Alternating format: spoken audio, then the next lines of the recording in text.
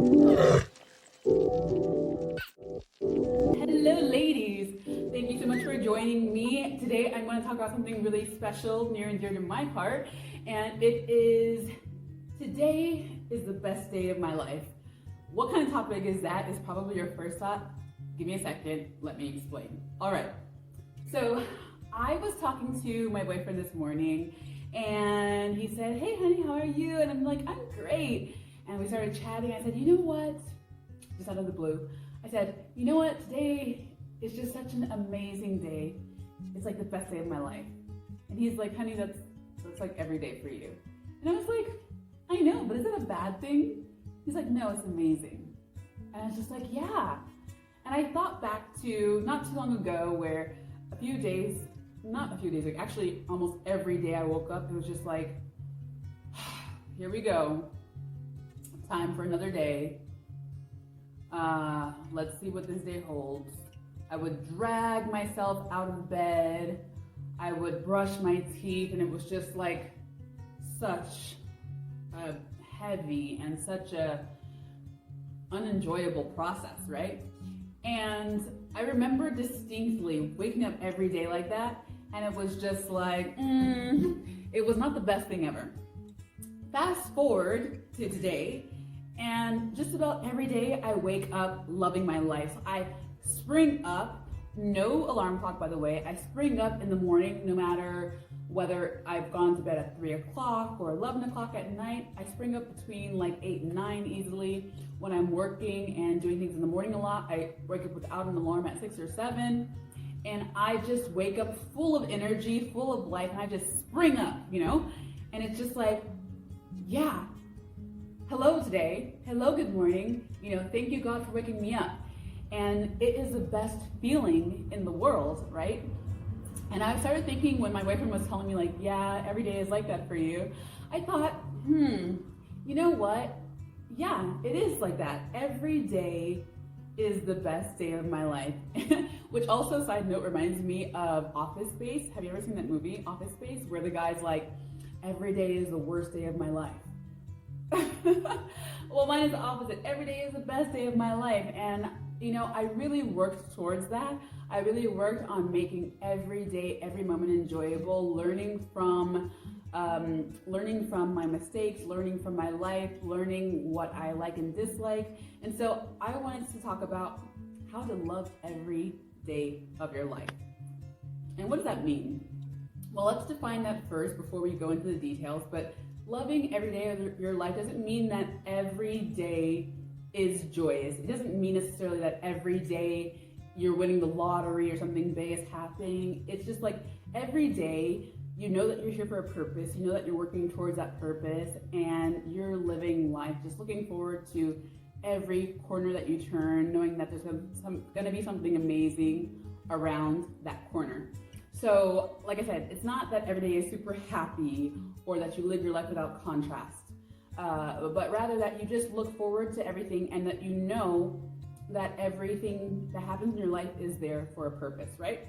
So, going with that, I want to say, or give you a couple of tips that have helped me live my life to the fullest in a way that every day I'm full of smiles and energy, positivity, and fun.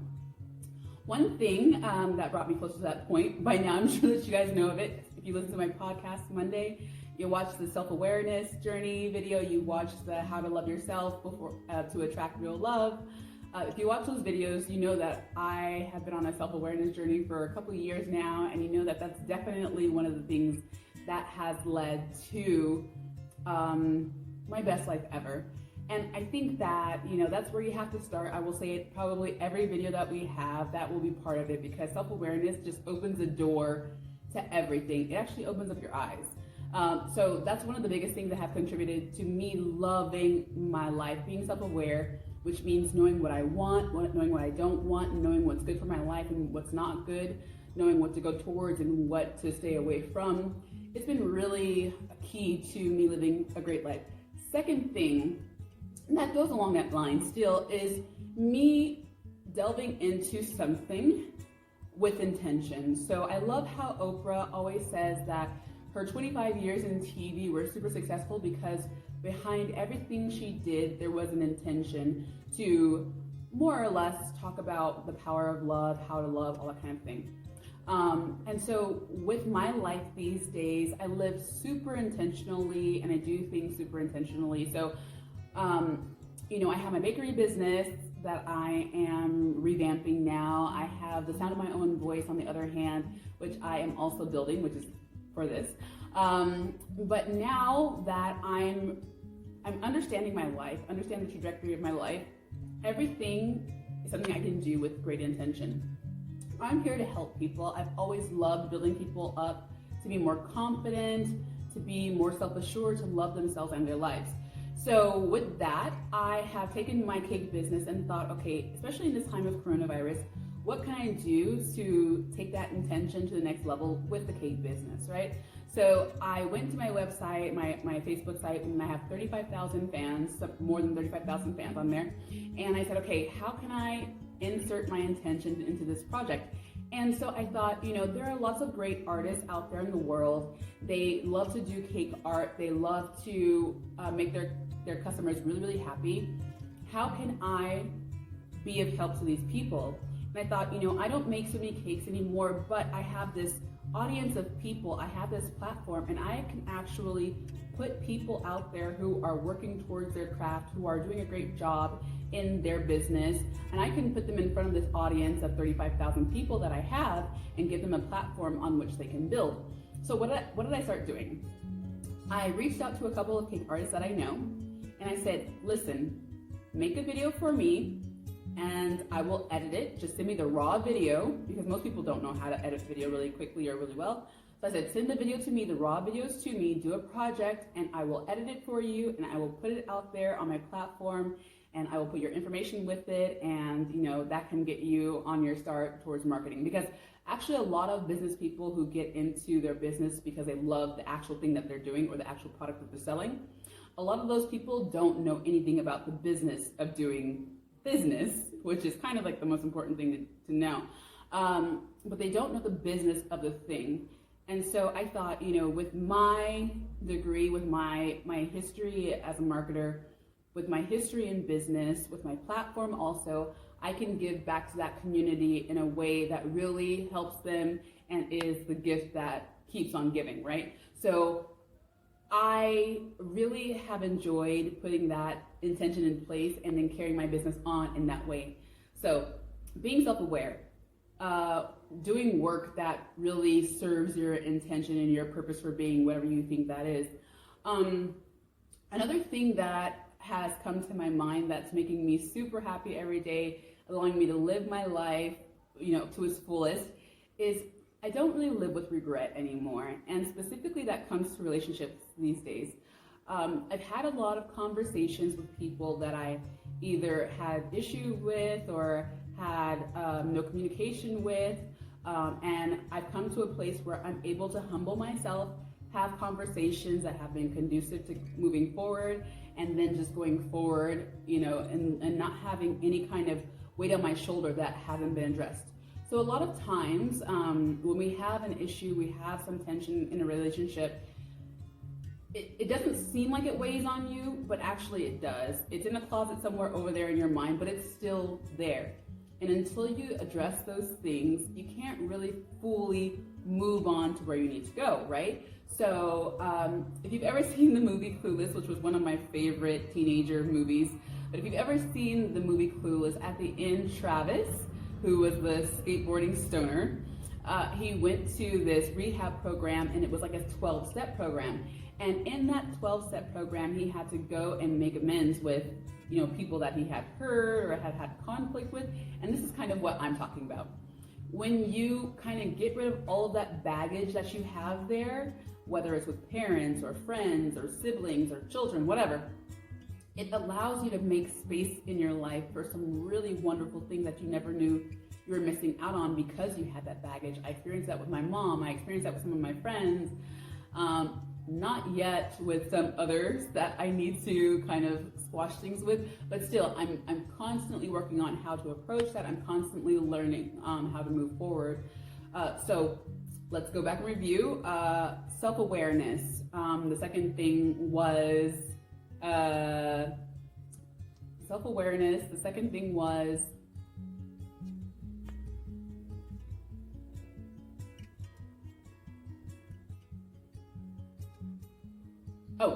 so self-awareness. The second thing was doing work that is purposeful. The third thing is getting rid of all of your baggage. And then I think the fourth thing, I'll give four things that make my life the best ever every day. The fourth thing is knowing that life is always working out for you. So I watched this woman who's kind of like a medium, and her name is Abraham Hicks. And she has this platform that kind of encourages you to be in the vortex, which is in the flow of life, right? She encourages you to be in the vortex of life, in the flow of life, knowing that everything always works out for you. And as soon as you're able to surrender to life and let things work out for you without putting too much work behind that, then you can really reach new levels that you never even thought you could attain, right? So the fourth thing is, for me, knowing that life is always working out for you. What does that mean? So, for example, last year I was working with someone to make a television show. She had been involved in PR, and we got together. We had so many creative ideas. We were really flowing. We were really connecting. We were making some moves. Things weren't necessarily going exactly as we thought, and even though we had this chemistry, we were manifesting, everything was going super well, it was going to take a little bit of time to get there. And I was having such a great time brainstorming this project, meeting people, moving forward, but there was some lack of confidence there, maybe on both sides, definitely on the other side. And then came the worry. Then came the, if this doesn't work out, then what? Then came the, oh, I have all these responsibilities on this side. I'm worried about this. I can't focus on what we're doing right now because of this other thing. Oh my God, I don't know how I'm going to handle this. There's so much stress. And so even though we saw blatant proof of progress, even though we were moving in a really fantastic direction, it just wasn't really fully gelling and moving forward. And at that time, I flew back to Mendoza, and I kind of cried. I kind of had a few days where I was just feeling really, really low, really down. But the thing that made me pop back up, just shortly after that, was knowing that, when things are not working out, when things are not going in the direction you want them to go, you have to know that that's the universe. You have to know that that's God, whatever you want to say. But you have to know that that is life pushing you in the right direction. The things that are supposed to work out for you are going to work out. What is for you is for you. What is not for you, it's just not going to happen. And so even though, yes, you do have to put your energy behind the things that you want, even though, yes, you have to focus on your goals and know what those goals are, even though you have to do some work and lean into or step up to, like Oprah likes to say, even though you need to step up into your purpose and your life, even though you have to feed the energy and flow with the energy, you shouldn't have to struggle and strain to get there. One of my favorite sayings these days is like, you need to just get out of your way. Get out of your own way, because usually we are the ones standing in our own way, and that's the biggest block to our progress. So knowing that no matter what I face today, it's all working out for me, and it's drawing me closer toward what my life is supposed to be, that just gives me so much relief. And as a Christian, especially as a Christian, I'm like, anything that's going to happen, anything that I'm supposed to be doing, whatever, it's all in God's hands, and I really don't have much to do with it. All I can do is set up the situation so I'm in the right place at the right time, in the right energy to receive all of the wonderful things that are coming my way. And so knowing that and kind of releasing everything to a higher power, like, just makes you so much more calm. It makes you so much more relaxed, and it gives you the confidence to know that, no matter how I try to control things, I never have as much control as God or the universe. So let me just move out of the way and let this whole thing just develop as it's supposed to. Just knowing that I'm no more capable than my God also just allows me to really go with the flow. So when I wake up, when I spring up, I'm like, whoo, what adventure are we gonna have today? It's gonna be super cool. I'm going to experience something super fantastic, or I'm going to learn a lot, I'll give you one example before I wrap things up, but I remember a couple years ago, I had all of these goals, because I'm all about the 5-year goal. I'm all about knowing what I'm working towards. And so I remember, like, for that year, I wanted to be on the cover of a magazine, and I was like, I don't know how this is gonna happen. I don't know if, I'm gonna have the opportunity. And I remember I was working with a PR company for a very short time, like 3 months or whatever. And I told them, like, I want to be on the cover of a magazine, and I want to talk about the things that I want to talk about, not necessarily cake, but my passion for working with people and encouraging women and all these kind of things. So I told them, they're like, I don't know about that. Like, that's a big step, And I was like, well, if you're so good, you should make it happen. So they weren't on that same page, but I remember we had set up an interview, and it was Ladies Drive, which is a business magazine for women in Switzerland. And we had set up an interview, and I had this interview with the editor-in-chief of the magazine. And I remember when we started the interview, it started a bit rocky. And on that day, I had made a promise to myself, I'm not going to sit here and talk about stuff I don't care about. Like, what was your favorite cake? How long does it take you to make a cake on average? Who are your clients? All those kind of things. Those are the typical questions that journalists tend to ask. And I was just going nuts thinking, there's so much more to me than these trivial questions, right? So I decided I'm going to drive the narrative of this conversation. We're going to talk about things that I actually care about. And so, the interview kind of started off in the direction of all the normal ones had started off previously. And so I started to say, but I don't want to talk about that. I want to talk about things that are important to me, like community service, like giving back to my culture, like being the change I want to see, promoting independence and fearlessness here in Zurich. Those are the things that are important to me. And I remember, we took the conversation in a complete different direction. And at the end of the interview, Stella, the editor's name is, she told me, I wasn't really sure about interviewing you in the first place. I wasn't really super excited. I thought, this is going to be like something about baking. Who cares? She didn't say that, but anyway, more or less she meant that. But she was just like, I'm so fascinated by you, and this has just gone in a completely different direction than what I expected. So she said that, and then, she said, okay, I'll let you know when the article is coming out. But then one day, I think it was maybe a couple weeks later after we had the interview, and by the way, she lives like several hours from me. I think she was in the French part when we had the interview. And one day I had an appointment with someone from a brand that I was thinking about doing business with, and she was at that same cafe. I thought, no way, like, what is the chance? What are the chances that she's going to be not only in Zurich, but also at this cafe? So she was there, and she said, hey, cover girl. And I said, what? I'm sorry, come again. She's like, oh, you didn't know you're going to be our cover girl. Oh my God. Like, it took every fiber of my being not to break down and absolutely cry. Because I didn't want to do that since I was about to meet a brand representative right there. I didn't want to go there with it.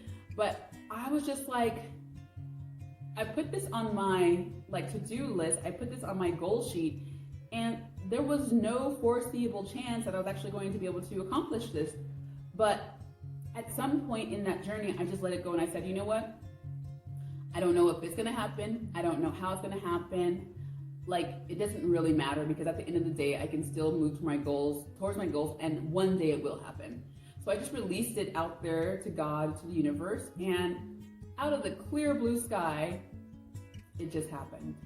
It's one of the things that motivates me today to continue working to encourage women to be myself. That's one of the biggest things, it encourages me to be myself and fight for what I want, because in that time I could have really rubbed her the wrong way and gotten no article at all, but I thought, no, I'm going to stay true to who I am. I'm going to speak about what is important to me, and through that came some wonderful things. So anyway, stay true to who you are. Know that life is working out for you. Do meaningful work, and every day will be an adventure for you. That's something that you'll also read about in The Alchemist. So go ahead, pick up The Alchemist. And until next time, I'm wishing you guys the most wonderful life ever. Make sure today is the best day of your life and every day following. Bye.